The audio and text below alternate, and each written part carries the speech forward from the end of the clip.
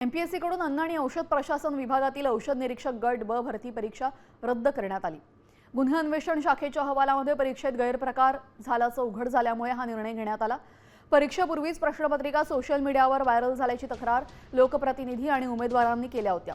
दरम्यान लवकरच या पदासाठी फेरपरीक्षा घेतली जाणार असून त्याचं वेळापत्रक एमपीएससीच्या संकेतस्थळावर जाहीर केलं जाणार आहे।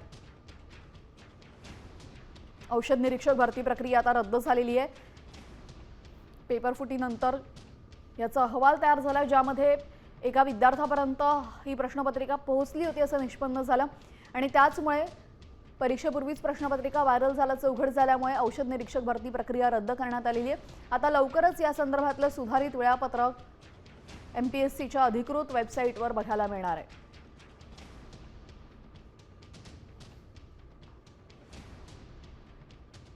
एमपीएससी कडून अन्न आणि औषध प्रशासन विभागातील औषध निरीक्षक गट ब भरती प्रक्रिया रद्द केल्यानंतर आता दोषींवर कारवाईची मागणी उमेदवारांनी केलेली आहे।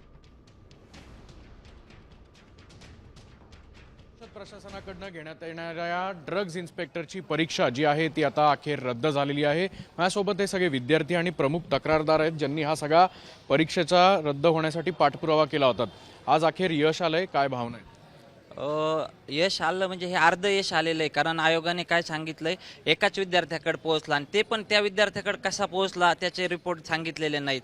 पण यामध्ये एका जणाकडे नाही पोहोचला, खूप साऱ्या जणांकडे पोहोचलेला आहे। त्याच्या मुळाशी जाऊन सगळ्यांना डायरेक्ट डिबार करण्यात यावं आणि मेन म्हणजे हे मेडिकल आरोग्याशी निगडीत आहे, त्यांचे मेडिकल लायसन्स जे असतात ना ते रद्द करण्यात यावेत। ते सगळे पुरावे दिलेत, पण आता त्यांनी काय केले की प्राथमिक म्हणून फक्त री एक्झाम डिक्लेअर केली, एकापर्यंत पोहोचला असं सांगितलं, पण असं नाहीये।